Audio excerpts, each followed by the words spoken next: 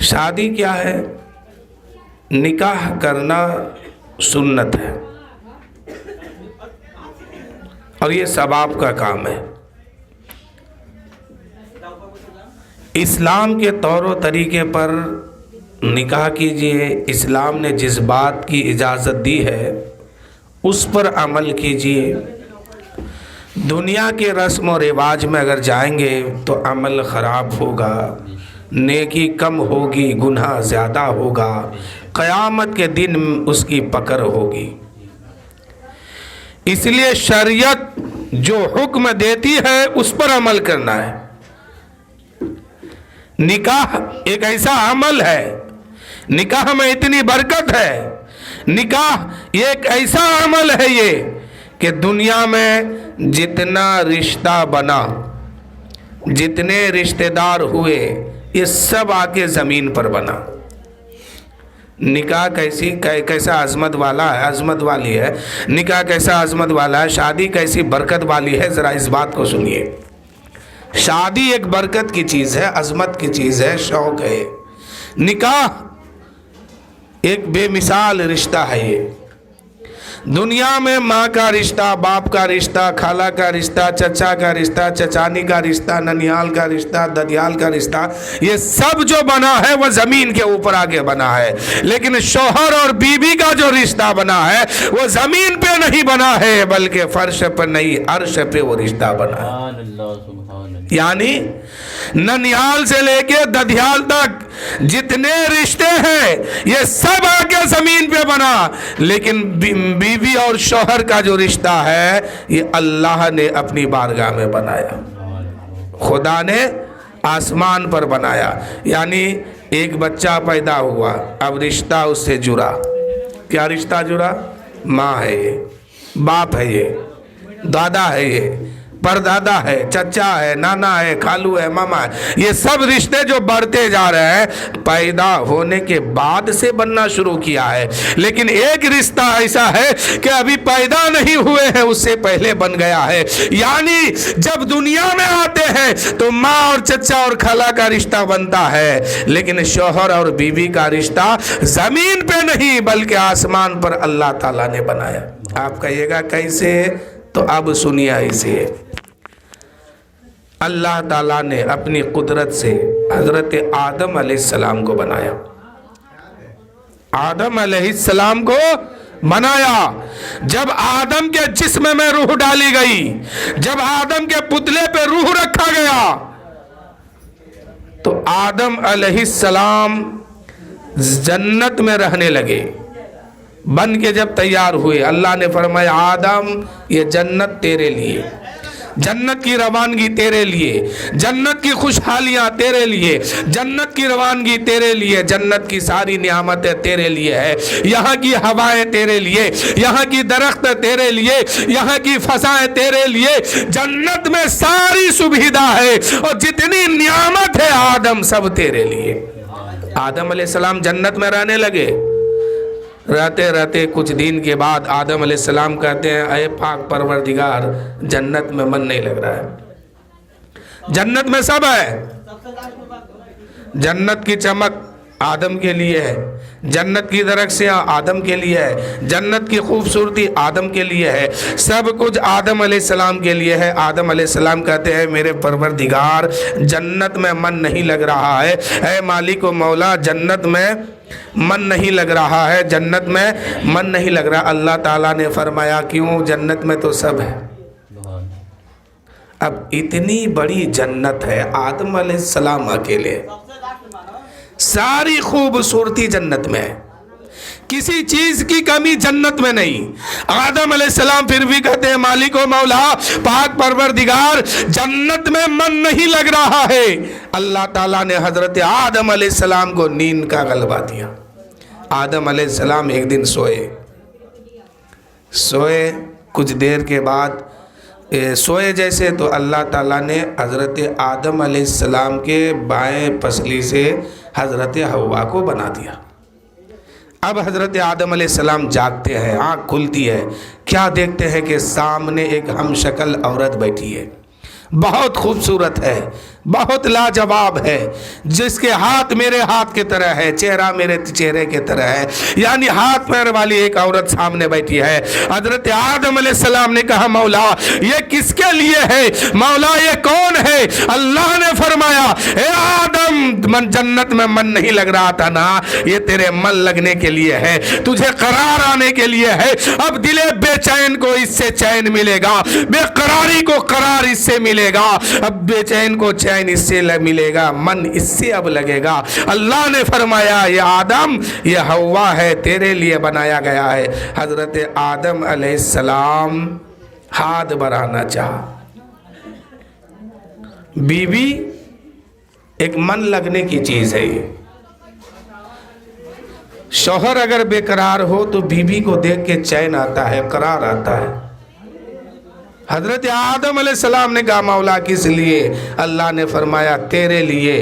हजरत आदम अलैहिस्सलाम आगे बढ़ना चाहे, अल्लाह ने फरमाया आदम अभी नहीं, अभी छूना नहीं, अभी टच मत करना, अभी पकड़ना नहीं। हजरत आदम अलैहिस्सलाम ने अर्ज की मौला इसको तो तूने मेरे लिए बनाया है, फिर मैं छू क्यों नहीं सकता हूँ, देख क्यों नहीं सकता हूँ, करीब क्यों नहीं जा सकता हूँ? अल्लाह ताला ने फरमाया है आदम पहले निकाह करो, पहले निकाह करो। निकाह से पहले किसी गैर महरम को छूना जायज़ नहीं है, किसी गैर महरम से बात करना जायज़ नहीं है, किसी गैर महरम के साथ घूमना जायज़ नहीं है। यानी अल्लाह ने यहाँ क्या कहा कि आदम अभी छू नहीं सकते हो, अभी पकड़ नहीं सकते हैं, अभी देख नहीं सकते हैं, पहले निकाह करो।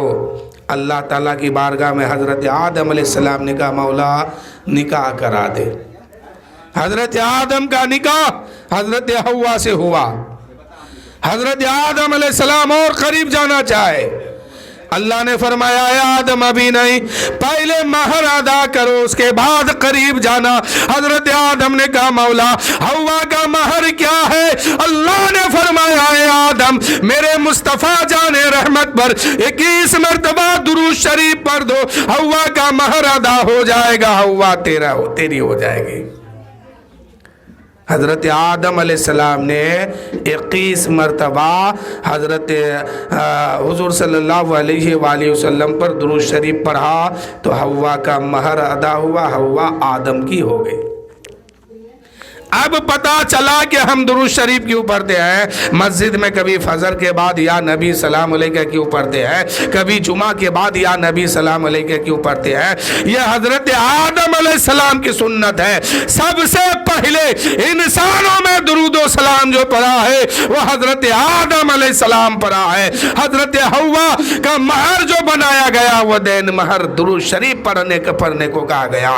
तो इसलिए हम अपने बाप हजरत आदम की सुन्नत को जिंदा करते हैं और अदा करते हैं। हर वक्त कहते हैं या नबी सलाम अलैका, कभी कहते हैं काबे के बदरुद्दुजा तुम पे करोड़ों दुरूद, तैयबा के शमसुद्दुहा तुम पे करोड़ों दुरूद, और कभी कहते हैं कि या नबी सलाम अलैका, कभी पढ़ते हैं मुस्तफ़ा जाने रहमत पे लाखों सलाम, कभी कहते हैं ऐ शहनशाह मदीना अस्सलातु वस्सलाम, ज़ीनत अर्श मुअल्ला अस्सलातु वस्सलाम। हजरत आदम से लेके हजरत ईसा तलक सारे नबियों ने पढ़ा है अस्सलातु वस्सलाम। मैं वो सुन्नी हूँ जमीले कादरी, मरने के बाद मेरा लाशा भी कहेगा अस्सलातु वस्सलाम।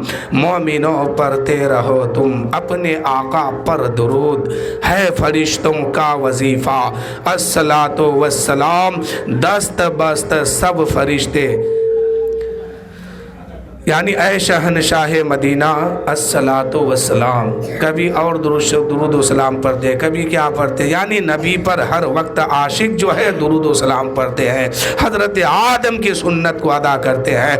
हज़रत आदम अलैहिस्सलाम ने सबसे पहले जन्नत में अपने नबी पर दुरूद व सलाम पढ़ा, मेरे मुस्तफ़ा जाने रहमत पर दुरूद व सलाम पढ़ा।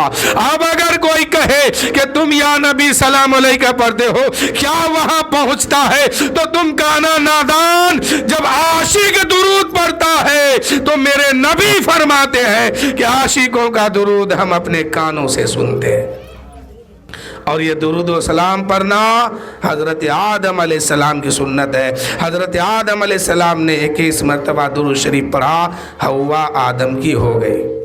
اب جنت میں رہنے لگے، جنت میں رہنے لگے. رہتے رہتے رہتے رہتے اللہ نے جب تک چاہا حضرت آدم علیہ السلام کو جنت میں رکھا. پھر اللہ تعالیٰ نے جنت سے نکال کر دنیا میں بھیجا. یہاں پر رک کر کے میں ایک بات بتا دیتا ہوں. حضرت حوا کو کیسے بنایا گیا؟ بائیں پہلو سے، بائیں پسلی سے بنایا گیا. یہ پسلی کہاں ہے؟ دل کے بالکل قریب ہے یہ پسلی. اگر اللہ تعالیٰ چاہتا تو پیر کے ناخن سے بھی پیدا کر سکتا تھا، ہاتھ کے انگلیوں سے بھی پیدا کر سکتا تھا. اگر خدا چاہتا وہ سر کے بال سے بھی پیدا کر سکتا تھا. لیکن حضرت حوا کو بنایا تو بنایا کہاں سے؟ حضرت آدم کے بایاں پسلی سے. اور یہ پسلی ہے دل کے قریب. بتانا یہ چاہتا ہوں کہ کوئی چالاک یہ نہ سمجھے کہ عورتوں کو پیر کے نیچے رکھنے کی جگہ. اس لیے اللہ تعالیٰ نے دل کے قریب سے بنایا کہ عورت نہ تو پیر میں رکھنے کی چیز ہے، نہ انگلیوں میں نچانے کی چیز ہے، نہ سر پہ بیٹھانے کی چیز ہے. عورت دل پر رکھنے کی چیز ہے، دل میں بسانے کی یہ چیز ہے. اس لیے اللہ تعالیٰ نے حضرت آدم کے بایاں پسلی، اور بایاں پسلی بالکل دل کے قریب رہتا ہے، اور اسی پسلی سے حضرت حوا کو بنایا اور کہا کہ اے لوگو، یہ پیر کے نیچے رکھنے کی چیز نہیں ہے، یہ انگلیوں میں نچانے کی چیز نہیں ہے، یہ سر پہ بیٹھانے کی چیز نہیں ہے، بلکہ یہ دل میں بسانے کی چیز ہے. دل بے قرار کو قرار اسی سے ملتا ہے، دل بے چین کو چین اسی سے ملتا ہے، سکون اسی سے ملتا ہے. اب سمجھ گئے کہ عورت دل میں رکھنے کی چیز ہے، یہ نچانے کی چیز نہیں ہے، یہ بے پردہ کرنے کی چیز نہیں ہے، یہ سر پہ بیٹھانے کی بھی چیز نہیں ہے، یہ پیر پر رکھنے کی چیز نہیں ہے، بلکہ اللہ نے ان کو وہ مقام عطا فرمایا ہے کہ جب پیدا ہوتی ہے اللہ رحمت بنا کر کے بھیجتا ہے، اور جب ماں بنتی ہے تو اسی کے قدم کے نیچے اس کے بچے کی جنت کو عطا کر دیتا ہے. عورت کا یہ مقام ہے کہ جب پیدا ہوئی تو اللہ تعالیٰ نے اس کو رحمت بنا دیا، اور جب ماں بنی تو اس کے بچے کی جنت اسی کے قدم کے نیچے رکھ دیا. بہرحال حضرت آدم علیہ السلام کو جنت سے بھیجا گیا دنیا میں، حضرت حوا کو بھی بھیجا گیا. حضرت آدم علیہ السلام کو بھیجا گیا تو کہاں؟ حضرت ماں حوا کو بھیجا گیا تو کہاں؟ حضرت آدم علیہ السلام کو ہندوستان میں بھیجا گیا. ڈائریکٹ ہندوستان آئے. اس وقت ہندوستان نہیں تھا، بلکہ پوری دنیا ایک ہی تھی. بعد میں بٹورا ہوتے ہوتے لیکن وہ جگہ ہندوستان میں ہے. حضرت آدم علیہ السلام ہندوستان میں تشریف لائے، اور حضرت ماں حوا جدہ میں تشریف لائے. کچھ دن کے بعد جب توبہ قبول ہوئی تو حضرت آدم نے کہا کہ میں جنت میں اکیلے نہیں تھا، میری بیوی بھی تو تھی، چلو ان کو ڈھونڈتا ہوں کہ کہاں ہے.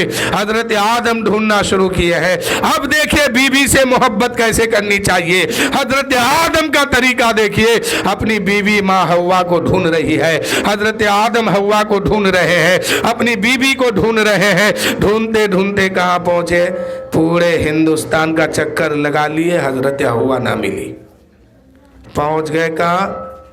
عرب کے ملک میں. حضرت آدم ڈھونڈتے ڈھونڈتے مقام منی میں عرفات کے میدان میں پہنچ گئے. وہاں ایک خوبصورت عورت ملی. اس عورت نے آدم کا چہرہ دیکھی، آدم نے ان کا چہرہ دیکھا. دونوں آپس میں پہچان لیے، اور پہچاننے کے بعد دونوں جو ہے ملے. بات اب یہاں سنیے، اگر بیوی کہیں چلی جائے اور ملے تو اس کو ڈانٹنا مت، نہ ملے تو اس کو ڈھونڈنا تلاش کرنا. اگر کوئی کہے کہ کیا کر رہے ہو تو کہنا کہ میں اپنی بیوی کو تلاش کرنا ہوں. یعنی آدم علیہ السلام کی سنت ہے بیوی کو تلاش کرنا. آدم علیہ السلام کی سنت ہے بیوی سے محبت کرنا. آدم علیہ السلام کی سنت ہے بیوی سے محبت کرنا. اب پتہ چل گیا کہ عشق جو ہے عورت کو ملے گا, محبت عورت کو ملے گی, اور حکومت جو ہے مرد کو ملے گا. لیکن آج کے دور میں یہ معاملہ الٹا ہو گیا ہے, اس لیے لوگ بے چین اور بے قرار ہو گئے. جب تک حکومت مرد کے ہاتھ میں ہے تب تک وہ گھر ٹھیک ہے. جس دن حکومت عورت کے ہاتھ میں جاتی ہے پھر وہ گھر برباد ہو جاتا ہے. یعنی عورت اور مرد میں فرق یہ ہے کہ وہ محبت اور عزت اور عظمت کی چیز ہے. وہ اب اس کو اگر حکومت دے دیجئے گا تو معاملہ تو بگڑے گا. بھائی بھائی میں لڑائی لگوائے گا, بھائی بھائی میں لڑائی کروا دے گی, رشتہ دار میں لڑائی کروا دے گی. اس لیے کہ اس کو کم عقل والا بتایا گیا ہے. زیادہ عقل جو ہے وہ مرد کے پاس ہے. اس لیے حکومت ان کے ہاتھ میں دی گئی ہے اور عزت اور شہرت, رتبہ اور محبت اور عشق اس کے ہاتھ میں دی گئی ہے. تو نکاح کرنا کیا ہے؟ سنت ہے یہ, اور سنت کو سنت ہی سمجھ کے کیا جائے. اذان ہو رہی ہے.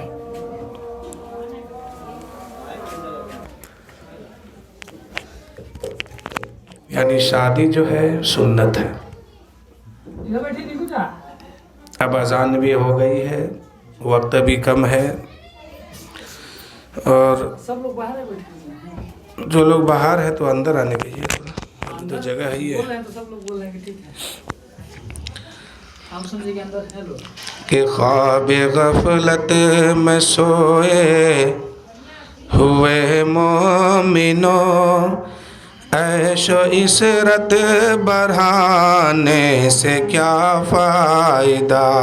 خواب غفلت میں سوئے ہوئے مومنو, عیش و عشرت بڑھانے سے کیا فائدہ. آنکھ کھولو اٹھو یاد رب کو کرو, آنکھ کھولو اٹھو یاد رب کو کرو.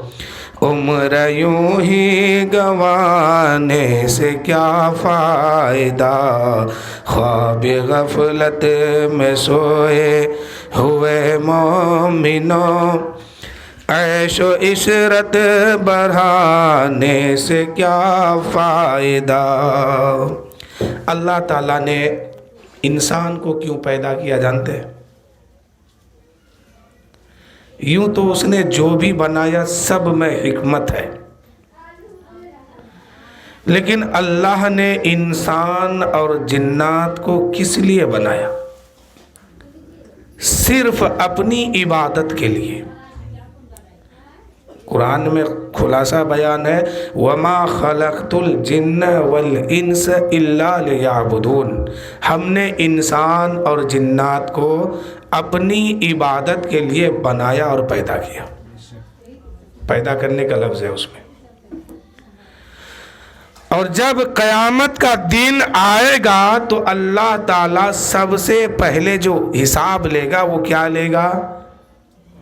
کہ نماز کتنی پڑھ کے آیا. یہ حساب صرف گھر کا بوڑھا یا بڑھیا سے نہیں, ہر آدمی سے ہوگا.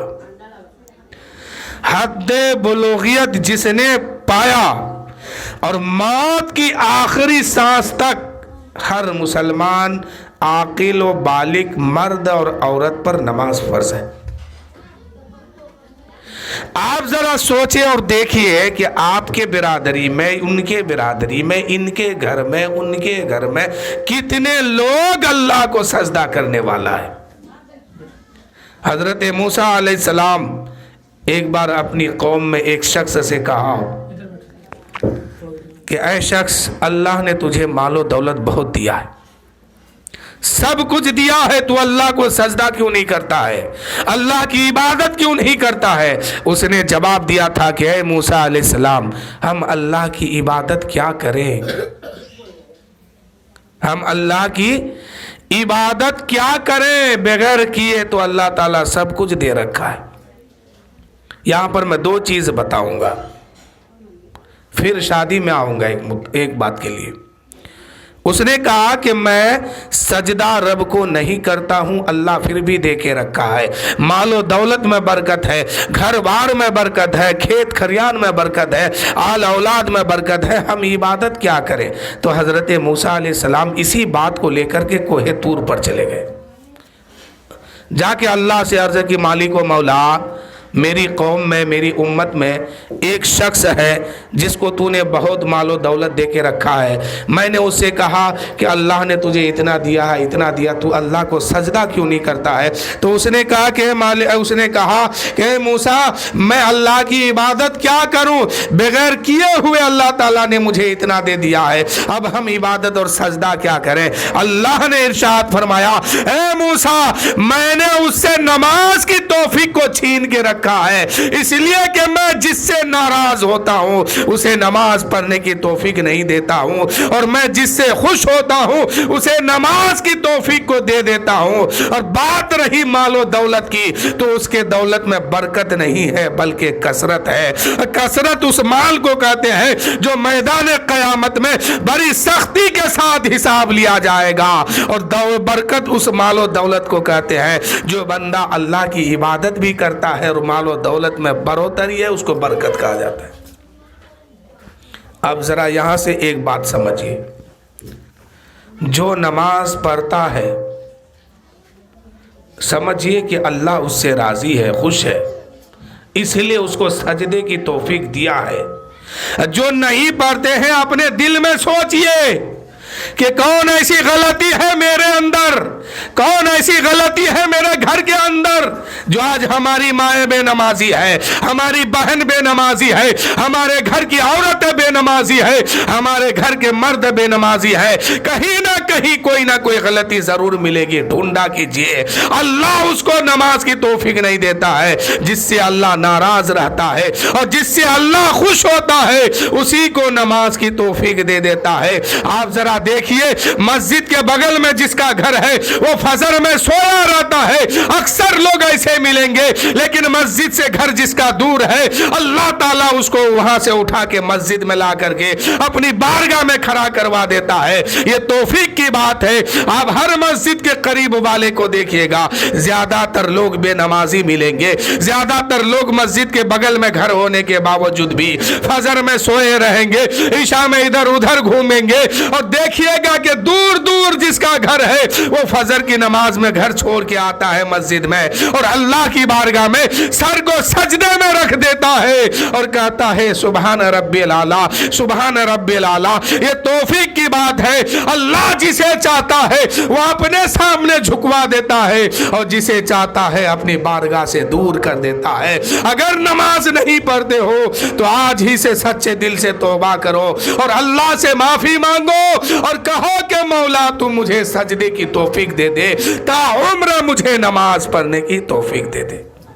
قیامت کے دن ماں سے الگ پوچھا جائے گا، بیٹا سے الگ پوچھا جائے گا. ایسا نہیں ہے کہ ماں نماز پڑھتی ہے تو بیٹی پاس ہو جائے گی، ایسا نہیں ہے کہ باپ نماز پڑھتا ہے تو بیٹا پاس ہو جائے گا. نہیں، ماں سے الگ سوال ہوگا، بہن سے الگ سوال ہوگا، بھائی سے الگ سوال ہوگا، باپ سے الگ سوال ہوگا. ہر ایک کے بارے میں، ان کے بارے میں پوچھا جائے گا، الگ الگ سوال کیا جائے گا. آپ ذرا دیکھیے گا، میں سب کے لیے تو نہیں کہہ رہا ہوں، لیکن اکثر مسجد کے بغل میں جس کا گھر ہوتا ہے وہ فجر میں سوئے رہتا ہے، عشاء میں سوئے رہتا ہے، لوگ ادھر ادھر جاتے ہیں. لیکن اللہ جسے توفیق دیا تو بہت دور بھی گھر ہے تو وہ گھر چھوڑ کے فجر میں نماز میں آ کے مسجد میں کھڑا ہوتا ہے. حضرت موسیٰ علیہ السلام نے کہا مولا میں اسے نماز پڑھنے کہتا ہوں، وہ کہتا ہے بغیر کیے سب کچھ ہے. تو اب ذرا سنیے اللہ نے کیا جواب دیا کہ جو نماز پڑھتا ہے اس کی مال و دولت کمائی میں برکت ہے، برکت. اور جو نماز نہیں پڑھتا ہے اس کی دولت میں برکت نہیں، کثرت ہے، کثرت. کثرت اور برکت سمجھ گئے؟ यानी माल दोनों में बढ़ रहा है, दौलत दोनों में बढ़ रही है। एक में बरकत है, एक में कसरत है। बरकत उसको कहते हैं जो अल्लाह राजी हुआ दे दिया, कसरत उसको कहते हैं अल्लाह नाराज है फिर भी दे रहा है। यानी कसरत वाली दौलत का जो है कयामत के दिन बड़ी सख्ती के साथ हिसाब लिया जाएगा। ये मत सोचिए कि हम नमाज नहीं पढ़ते हैं फिर भी मालो दौलत में बरकत है, फिर भी मालो दौलत में कसरत है। ये भूल जाइए, कयामत के दिन बड़ी सख्ती से हिसाब होगा। इसीलिए नमाज पढ़ा कीजिए, नमाज से किसी की छुट्टी नहीं है। शादी ब्याह कीजिए, शादी ब्याह में सुन्नत का ख्याल रखिए। आज लोग एक रिवाज बना लिया है कि जिस वक्त दूल्हा और दुल्हन निकाह के बाद रुखसत करते हैं,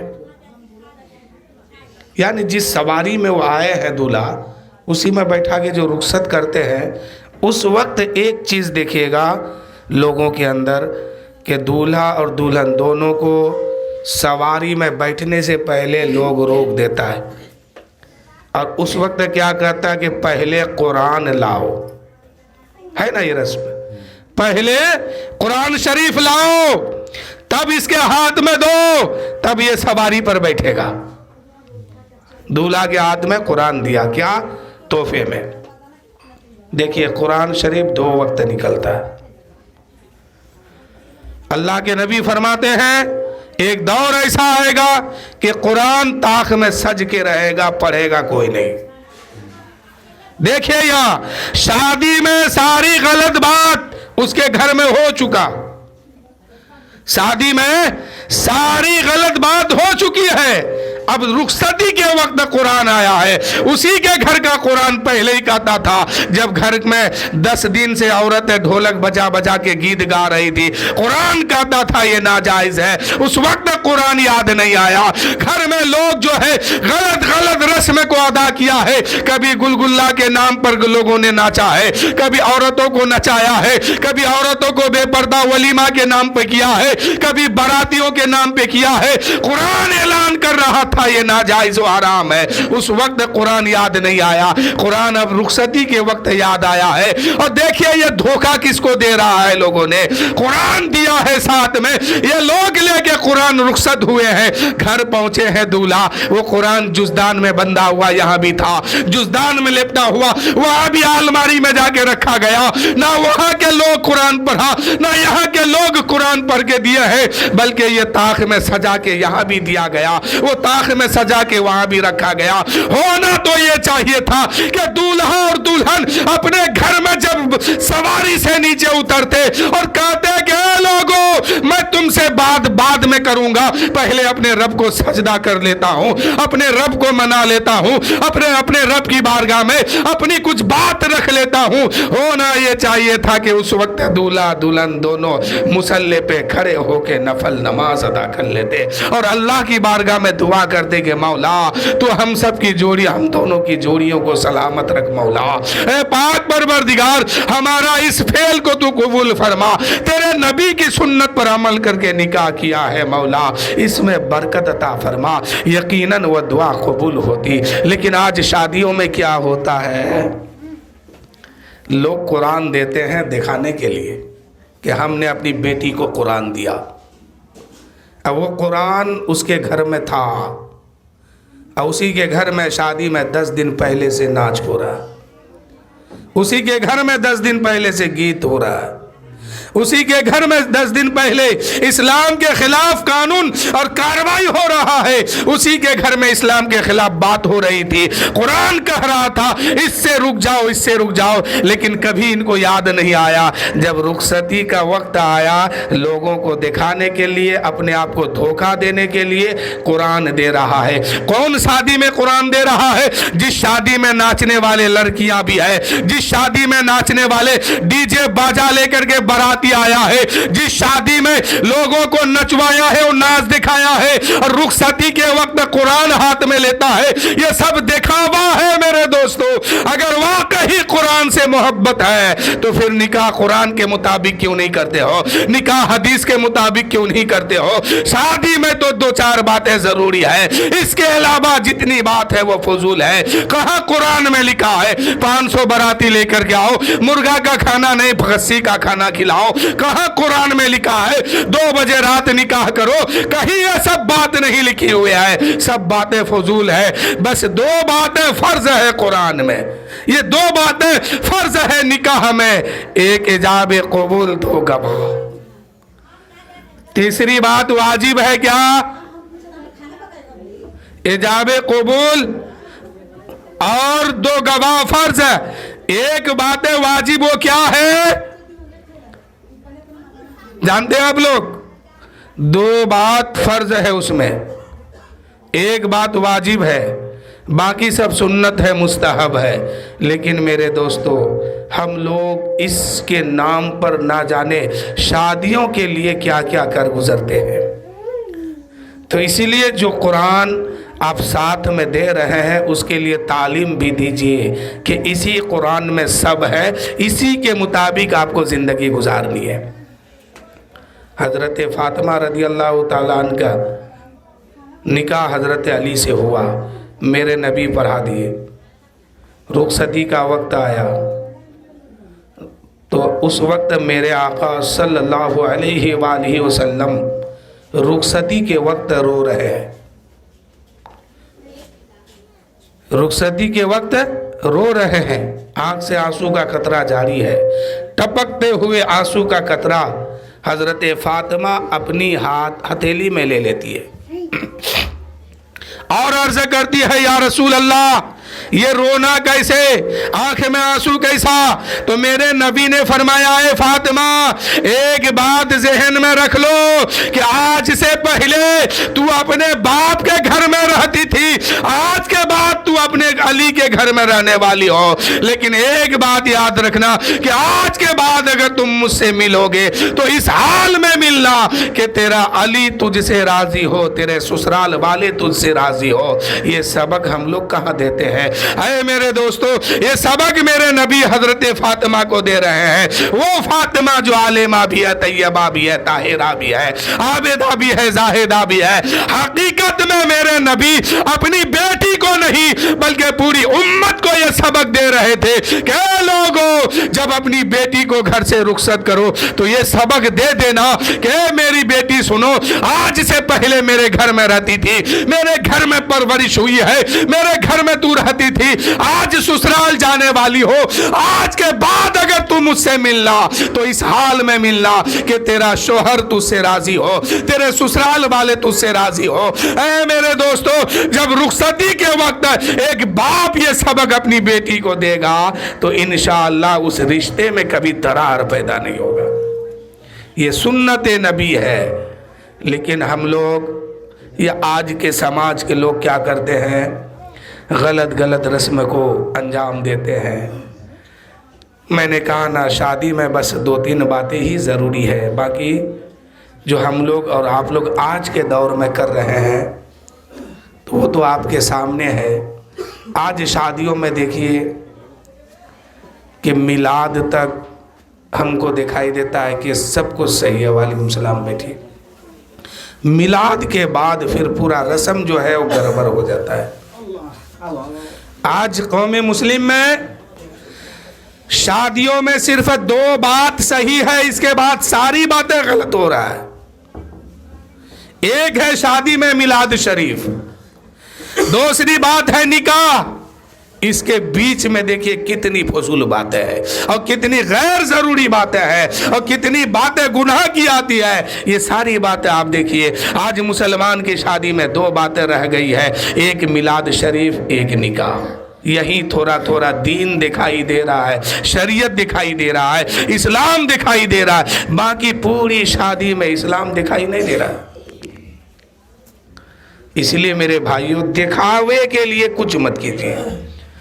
بس اللہ کو دکھانے کے لیے کیجئے، اللہ کو راضی کرنے کے لیے، رسول پاک کو خوش کرنے کے لیے۔ جب خوش کریں گے نبی کو، خوش کریں گے پروردگار کو، تو یقیناً بیڑا یہاں بھی پار ہوگا، یہاں بھی آسانی ہوگی، یہاں بھی مشکلوں کا سامنا نہیں کرنا پڑے گا، اور جب وہاں جائیں گے قبر کی دنیا میں، وہاں بھی آسانی کے ساتھ ہم پاس ہو جائیں گے، آسانی کے ساتھ ہم جنت کے طرف چلے جائیں گے۔ اس لیے جنت والا کام یہاں کر کے جائیے۔ شادی میں، نکاح میں کیا ہے فرض؟ ایجاب قبول، یعنی قبول کیا اور 2 گواہ، خطبہ اور چھوارا اور مصافحہ، یہی باتیں ہیں، لیکن فرض اس میں 2 بات ہے، ایک واجب ہے، باقی مستحب اور سنت ہے، لیکن اس کے علاوہ جتنے کرتے ہیں یہ سب فضول ہے۔ صحابہ کی بھی شادی ہوئی۔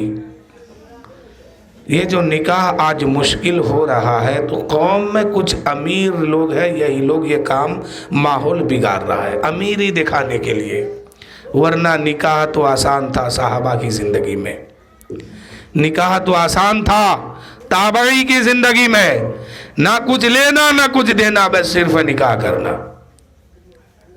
ایک نبی کا صحابی ہے، پہلے اس کو سمجھ لیجئے، حضرت موسیٰ علیہ السلام نے اللہ کی بارگاہ میں کیا کہا؟ مولا اس کو ہم کہہ رہے کہ تو سجدہ کر، نماز پڑھ، تو یہ جواب ایسے دیا کہ ہم کیا کریں، بغیر کیے تو سب کچھ مل رہا ہے۔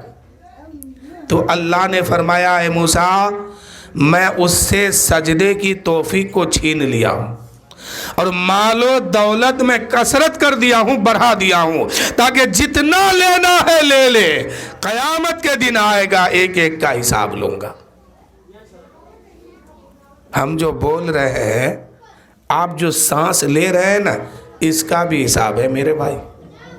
ایسا نہیں کہ ہم آئے اور چلے جائیں گے، پاس ہو جائیں گے، نہیں، پاس ہو گئے تو وہ اللہ کا کرم ہے، فضل ہے، لیکن حساب اگر ہوا تو سب کا ہو جائے گا۔ جس کے پاس دولت ہے اور نماز ہے ساتھ میں، اس سے اللہ راضی ہے، اور جس کے پاس دولت ہے نماز نہیں ہے اور خوشحالی زندگی ہے، تو سمجھئے کہ اللہ اس سے ناراض ہے۔ اب وہ انسان اپنے اندر دیکھے کہ ہم کون سا کام کریں کہ ہمیں سجدے کی توفیق مل جائے، اس لیے کہ نماز ایک ایسی عبادت ہے کہ اللہ اسی کو دیتا ہے پڑھنے کا موقع جس سے وہ راضی ہوتا ہے، اور جس سے ناراض ہوتا ہے اگر مسجد کے بغل میں بھی گھر ہے تو اس کو توفیق نہیں دیتا ہے۔ حضرت موسیٰ علیہ السلام کی بارگاہ میں ایک عورت آئی تھی، شادی کے کئی سال ہو گئے، ان کو اولاد نہیں ہوئی۔ حضرت موسیٰ علیہ السلام سے وہ آ کر عرض کیا ہے اللہ کے نبی آپ تو کوہ طور پر جاتے ہیں، اللہ تعالیٰ سے بات کرتے ہیں، میرے لیے بھی کہیے گا کہ قسمت میں کوئی اولاد ہے کہ نہیں، مجھے بھی کوئی اولاد دے دے۔ حضرت موسیٰ علیہ الصلوۃ والتسلیم گئے کوہ طور پر، ایک دن جا کے کہنے لگے مولا میرے قبیلے میں، میری امت میں ایک عورت ہے، شادی کی کئی سال ہو گیا، اب تک کوئی اولاد نہیں ہوا، مولا اسے کچھ اولاد دے دے، اس کے قسمت میں تقدیر میں کوئی اولاد ہے کہ نہیں۔ اللہ کی بارگاہ سے آواز آئی اے موسیٰ اس سے کہو کہ اس کے تقدیر میں کوئی اولاد نہیں ہے۔ دیکھیے دعا مانگنا یہ عبادت ہے، بہت سارے لوگ اس کو چھوڑ دیتے ہیں، بس ہلکا سمجھ کے کہ دعا ہے، کیا مانگے کیا مانگے۔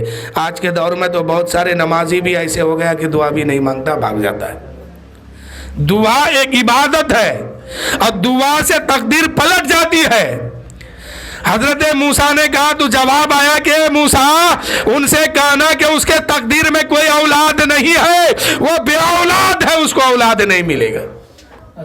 حضرت موسیٰ علیہ السلام آئے واپس، اسی عورت سے ملاقات ہو گئی، کہنے لگے اے عورت تمہارے قسمت میں کوئی اولاد نہیں ہے، تم بے اولاد رہو گے۔ اب وہ عورت جو ہے مایوس ہو کے چلی گئی۔ کچھ دن گزر گیا، پھر کچھ سال کے بعد ایک بچہ وہ عورت अपने गोद में लेकर के मूसा अलैहिस्सलाम की बारगाह में आई और कहने लगी, अरे मूसा अलैहिस्सलाम, ए अल्लाह के नबी, आप तो कह रहे थे कि तेरी किस्मत में कोई औलाद नहीं है, ये देखिए अल्लाह ने मुझे बेटा अता फरमाया है। क्या कहा उसने? क्या कही कि मूसा अलैहिस्सलाम, ए अल्लाह के नबी, आप कह रहे थे कोई औलाद नहीं है, ये देखिए अल्लाह ने मुझे बेटा दिया है। अब हजरत मूसा अलैहिस्सलाम कहने लगे, ये कैसे हुआ? देने वाला तो खुदा की जात है, और उसने कहा कि इसके किस्मत में औलाद नहीं, और ये कह रही कि ये बेटा मेरा है। हजरत मूसा अलैहिस्सलाम उसी वक्त जो है कोहे तूर पर चले गए। जाने के बाद अल्लाह की बारगाह में फरियाद की, मौला तूने कहा था मालिक व मौला कि कोई बेटा नहीं होगा, कोई औलाद नहीं होगी। मौला आज उसके गोद में तो औलाद है, वो बेटा लेकर के आई थी, तो ये मौला ये मामला समझ में नहीं आता है। हजरत मूसा ने जब अर्ज की, कोहे तूर पर आवाज आती है, मूसा तूने जो कहा था वो सच है, उसके किस्मत में कोई औलाद नहीं था, लेकिन ऐ मूसा, जब आप उसको जवाब दे दिए जाकर के, वो औरत मायूस होके जा रही थी, रास्ते में एक शख्स मिला, वहां पर उनका तकदीर बदला, उनकी तकदीर वहां बदल रही है। जब हजरत मूसा ने अर्ज की, मौला ये औलाद उसको कैसे मिली? तूने कहा था कि कोई औलाद नहीं है उसके किस्मत में। अल्लाह ने फरमाया, है मूसा, एक छुरी और तश्त ले लो, अपनी कौम में चले जाओ, मुझे एक टुकड़ा, एक बोटी इंसान का गोश्त लेकर के आओ। हजरत मूसा अलैहिस्सलाम तश्त लिए, प्लेट लिए, छुरी लिए, चले गए अपनी कौम में। एक आदमी से कहा कि अल्लाह ताला ने इंसानी जिस्म से एक बोटी गोश्त मांगा है, तुम दोगे? कोई और मामला होता तो लोग लिपट लेते, लेकिन यह जिस्म की बात आ गई है, अब कहां से होगा? उसने मुंह फेर लिया, कहा कि ये नहीं हो सकता। हजरत मूसा अलैहिस्सलाम दूसरे के पास गए और कहा कि ऐ लोगों, अल्लाह ताला ने एक बोटी गोश्त मांगा है इंसान का, क्या तुम दोगे? क्या तुम दोगे? इसी तरह करते करते पूरी कौम में घूम गए हैं, हर आदमी के पास गए हैं, कोई देने के लिए ना तैयार नहीं हुआ। हजरत मूसा अलैहिस्सलाम वापस आ रहे थे, रास्ते में एक शख्स मिला, रास्ते में एक शख्स मिला जो आसमान के साए में बैठ करके अल्लाह अल्लाह अल्लाह अल्लाह कर रहे हैं। हजरत मूसा अलैहिस्सलाम ने सोचा कि चलो इनसे भी कह के देख लेते हैं, ये बहुत अल्लाह अल्लाह कर रहे हैं। गए, जाने के बाद क्या देखते हैं, ये अल्लाह अल्लाह कर रहे हैं। हजरत मूसा अलैहिस्सलाम ने कहा, ऐ शख्स सुनो, अल्लाह का हुक्म है, वो इंसान के जिस्म से एक बोटी गोश्त मांगा है, मैं गया था अपनी कौम में, कोई देने के लिए तैयार नहीं हुआ, क्या तुम अल्लाह के लिए, अल्लाह की मोहब्बत में अपने जिस्म से एक बोटी गोश्त काट के दे सकते हो? हजरत मूसा अलैहिस्सलाम से उस शख्स ने कहा, ऐ मूसा, छुरी कहाँ है? हजरत मूसा अलैहिस्सलाम ने उनको छुरी दिया है, वो शख्स जो है अपने सीने से एक बोटी गोश्त जो है काट करके जो है उनके तश्त पर रख देते हैं। हजरत मूसा लेके चलने लगे हैं, चलते चलते चलते चलते आगे बढ़ते हैं। उस शख्स ने फिर आवाज दिया और कहा कि अल्लाह के नबी, वापस आइए, वापस आइए, हो सकता है कि अल्लाह ताला वो गोश्त ना मांगा हो, कहीं और का गोश्त मांगा हो। फिर छुरी हाथ में लेते हैं, अपने जिस्म से एक बोटी गोश्त फिर काट करके जो है तश्त पर रख देते हैं। हजरत मूसा लेके चलने लगे हैं। उस शख्स ने कहा, ए मूसा, अभी वापस आइए, हो सकता है कि अल्लाह ताला को यहाँ की गोश्त की जरूरत ना हो, कहीं और की गोश्त मांगा हो। उस शख्स ने फिर कहीं से गोश्त काटा है, उसके जूस के प्लेट में दिया है, हजरत मूसा अलैहिस्सलाम के प्लेट में दिया है। मूसा अलैहिस्सलाम लेके चले हैं, फिर उसने पीछे से आवाज दिया, ए अल्लाह के नबी, واپس آئیے، ہو سکتا ہے کہ اللہ کو یہ گوشت پسند نہ ہو، کہیں اور کی مانگ رہا ہو۔ اس شخص نے اپنے جسم کے ہر حصے سے ایک ایک بوٹی کاٹ کاٹ کر کے جو ہے وہ حضرت موسیٰ کے تشت پر رکھ دیا۔ آخری بار موسیٰ علیہ السلام لے کے چلنے لگے۔ اس نے کہا اے اللہ کے نبی واپس آئیے، ہو سکتا ہے کہیں اور کا گوشت مانگا ہو۔ حضرت موسیٰ نے کہا خبردار اب آگے مت بڑھنا، میں اسی کو لے کے جا رہا ہوں۔ حضرت موسیٰ کوہ طور پر لے کے چلے گئے۔ عرض کی مولا میں انسان کے جسم کا گوشت کاٹ کے لایا ہوں۔ اللہ نے کہا اے موسیٰ کہاں سے لائے ہو، کیسے لائے ہو، کس کا گوشت ہے؟ حضرت موسیٰ علیہ السلام نے کہا میرے مالک و مولا، میرے مالک و مولا، میں اپنی قوم میں ہر آدمی کے پاس گیا تھا، کوئی دینے کے لیے تیار نہیں ہے، کوئی دینے کے لیے تیار نہ ہوا۔ تیرا ایک بندہ تھا جو اللہ اللہ کر رہا تھا، وہ ایک بندہ تھا اللہ اللہ کر رہا تھا، اس سے میں نے کہا، اس نے اپنے جسم کے ہر حصے سے ایک ایک بوٹی کاٹ کاٹ کر کے دے دیا ہے۔ اللہ نے فرمایا اے موسیٰ یاد کرو آج سے کچھ دن پہلے تم نے ایک سوال لایا تھا میری بارگاہ میں اور کہا تھا مولا اس عورت کے پاس کوئی اولاد نہیں ہے، اس کو کوئی اولاد دے دے۔ میں نے جواب دیا تھا کہ اس کو کوئی اولاد نہیں ہے، اس کے تقدیر میں کوئی اولاد نہیں ہے، لیکن پھر تم نے اس سوال کو دہرایا تھا اور کہا تھا مولا آج اس کے پاس بیٹا کہاں سے آ گیا، اس کو اولاد کیسے ملی؟ تو سنو اے موسیٰ جب تو پہلی بار آیا تھا میں نے جواب دیا تھا، اس جواب کو تو نے اس عورت تک پہنچا دیا تھا۔ وہ عورت مایوس ہو کے گھر جا رہی تھی، لیکن راستے میں اسے وہی اللہ اللہ کہنے والا ملا، وہی میرا پیارا بندہ ملا، میرا چہیتا بندہ ملا۔ اس سے جا کے وہ عورت کہنے لگی میرے لیے دعا کر دو، کوئی اولاد نہیں ہے تقدیر میں۔ اس نے میری بارگاہ میں دعا کی تھی اے موسیٰ جب ایسا چاہنے والا میری بارگاہ میں فریاد کرتا ہے میں اس کی فریاد کو رد نہیں کرتا ہوں بلکہ قبول کر لیتا ہوں۔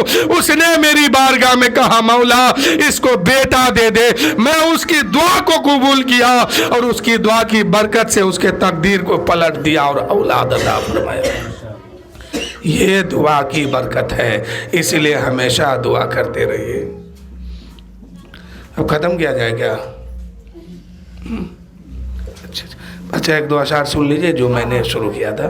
درود شریف پڑھیے اللہم صلی علی سیدنا شفیعنا حبیبنا مولانا محمد معدن الجود والکرم باری وسلم صلو علیہ صلاۃ و سلام علیہ یا رسول اللہ صلی اللہ تعالی علیہ وآلہ وسلم۔ اللہ تعالی ہم سب کو نیک عمل کرنے کی توفیق عطا فرمائے اور 5 وقت نماز پڑھنے کی توفیق عطا فرمائے۔ خاص کر شادیوں میں اسلام اور شریعت کے مطابق اپنے بچوں کی شادی کرنے اور کرانے کی توفیق عطا فرمائے۔ شاعر کہتے ہیں خواب غفلت میں سوئے ہوئے مومنوں عیش و عشرت بڑھانے سے کیا فائدہ، آنکھ کھولو اٹھو یاد رب کو کرو، عمر یوں ہی گوانے سے کیا فائدہ، اپنے رب کو جوانی میں بھولا ہے تو اور طاقت کے بوتے پہ پھولا ہے تو، جب جوانی ڈھلے گی تو پچھتائے گا، پھر یوں ہی رونے رلانے سے کیا فائدہ۔ عبادت جوانی میں کیجیے، اللہ تعالیٰ کو جوان کی عبادت زیادہ پسند ہے۔ بڑھاپے میں لوگ جا کے کرتے ہیں کب؟ جب مجبور ہو جاتے ہیں، بے بس ہو جاتے ہیں، اب کچھ کرنے لائق نہیں ہے، تب جا کے مسجد پکڑتے ہیں۔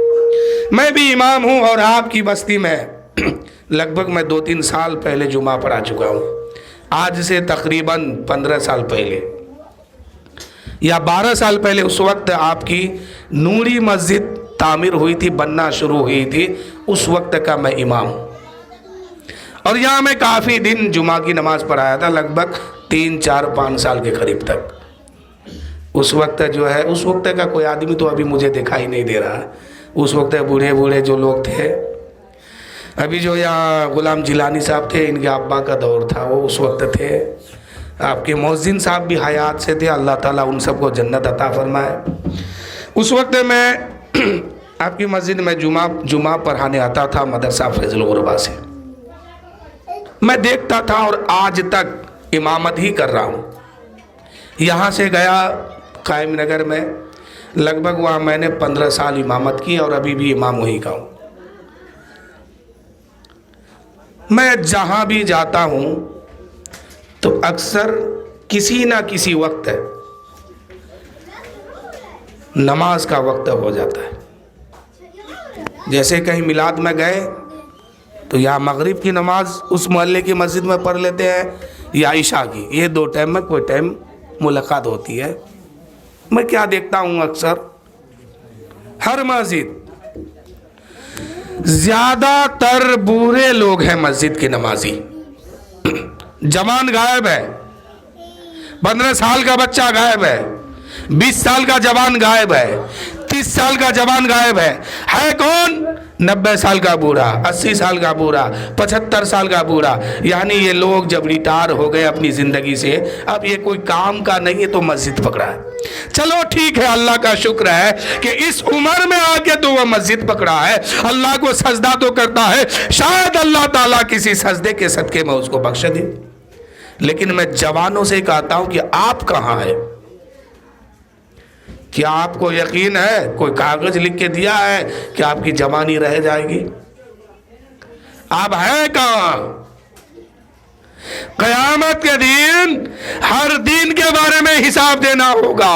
بڑھاپے سے خالی کام نہیں چلے گا. اس لیے میرے بھائیوں، آج جوانی ہے، اسی جوانی میں اللہ کو یاد کرو. اللہ تعالیٰ جوان کی دعا کو جلدی قبول فرماتا ہے، جوان کی عبادت کو بھی قبول فرماتا ہے. اس لیے جوانی میں عبادت کیجئے. بڑھاپے میں تو سب کرتے ہیں، جوانی میں کر کے دکھائیے. شاعر کہتے ہیں اپنی جوانی میں اپنے رب کو جوانی میں بھولا ہے تو، اور طاقت کے بوتے یہ پھولا ہے تو.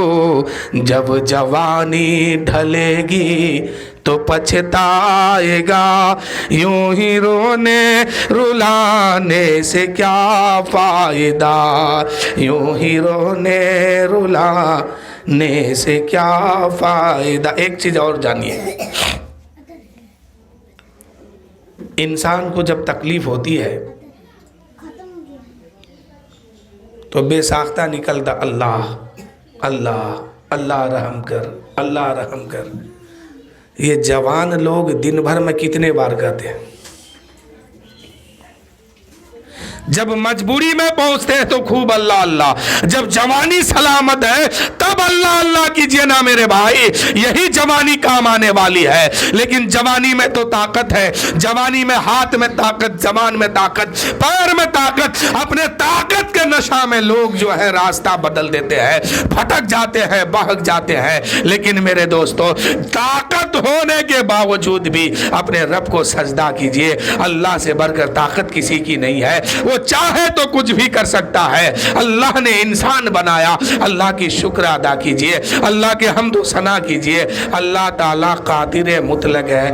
اگر وہ چاہتا تو آپ کو گدھا بنا دیتا، اگر چاہتا آپ کو بھینس بنا دیتا، گائے بنا دیتا. آج تک کسی گائے نے کیس کیا ہے اللہ تعالیٰ پر کہ تو نے مجھے گائے کیوں بنایا؟ آج تک کوئی گدھا اللہ کی بارگاہ میں شکایت کی کہ تو نے مجھے کیوں بنایا؟ اب میں کہنا یہ چاہتا ہوں کہ ان جانوروں سے خوبصورت اللہ نے آپ کو بنایا ہے کہ نہیں؟ ایمانداری سے بولیے گا. بنایا ہے نا، تو پھر اس سے زیادہ کام آپ کیوں نہیں کرتے ہیں؟ اللہ کو سجدہ کیوں نہیں کرتے ہیں؟ اگر وہ چاہتا تو کتا بھی بنا سکتا تھا، وہ چاہتا تو بکری بھی بنا سکتا تھا، وہ چاہتا تو گدھا بھی بنا سکتا تھا، وہ چاہتا تو بھینس بھی بنا سکتا تھا، گھوڑا بھی بنا سکتا تھا. لیکن اس کا فضل ہے کہ ان کو نہ بنا کر کے آپ کو انسان بنا دیا، اشرف المخلوقات بنا دیا. اللہ نے آپ کو بہتر بنا دیا, اللہ نے آپ کو طاقتور بنایا, خوبصورت بنایا, اور کیا چاہتے ہیں آپ؟ اب کب اللہ کو سجدہ کیجئے گا؟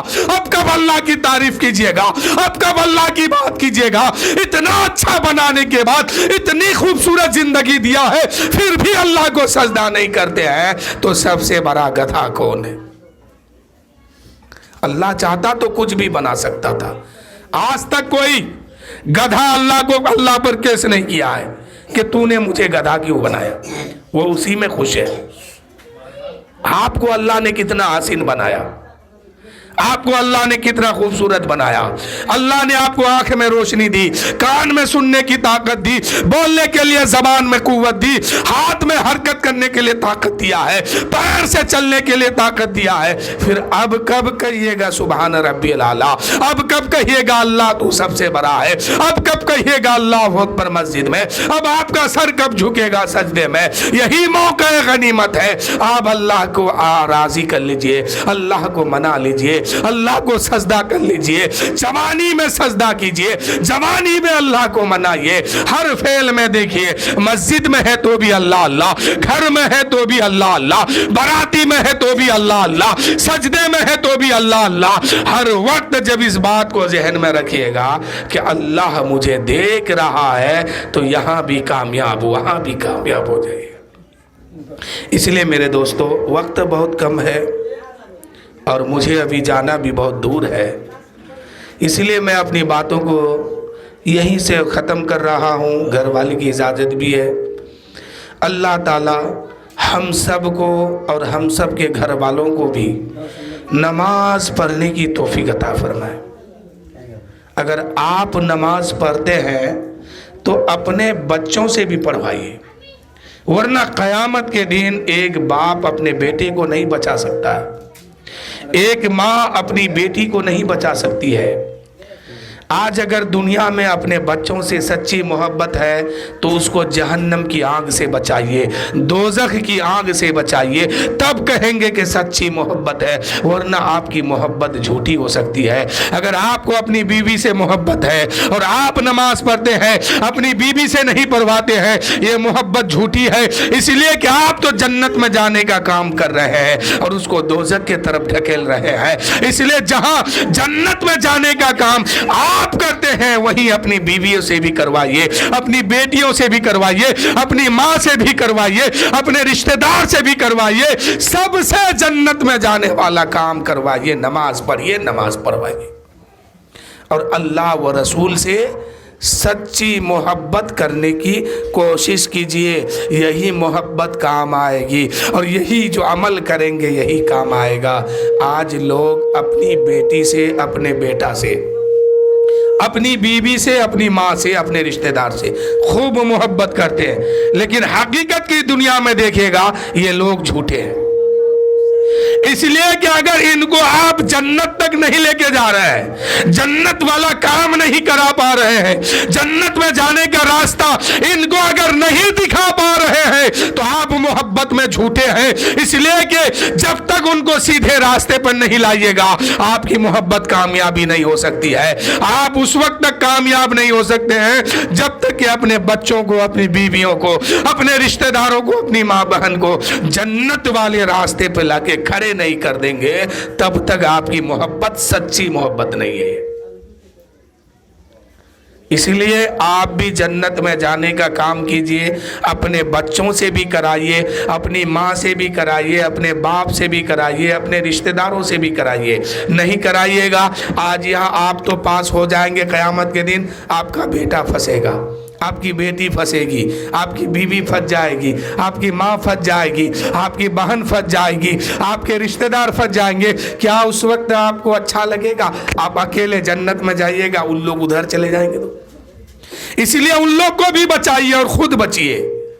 اور پہلا سوال قیامت کے دن یہ ہوگا, نماز کتنی پڑھ کے آیا؟ اگر اس میں پاس ہو گیا, اللہ کے رسول فرماتے ہیں جو اس میں پاس ہو گیا آگے اس کے لیے خیر ہی خیر ہے, آگے اس کے لیے بھلائی بھلائی ہے. اور جو اس میں پھنس گیا آگے وہ پھنس جائے گا, پھنستے پھنستے پھنستے پھنستے وہ دوزخ میں چلا جائے گا. اس لیے بحیثیت مسلمان یہ ذمہ داری ہے کہ آپ بھی بچے، اپنے گھر والوں کو بھی بچائیے، اپنے خاندان کو بھی بچائیے اس آگ سے، اور سب کوئی مل کے جنت میں چلے جائیے۔ وآخر الدعوانا الحمدللہ رب العالمین، استغفر اللہ ربی من کل ذنب واتوب الیہ۔ سب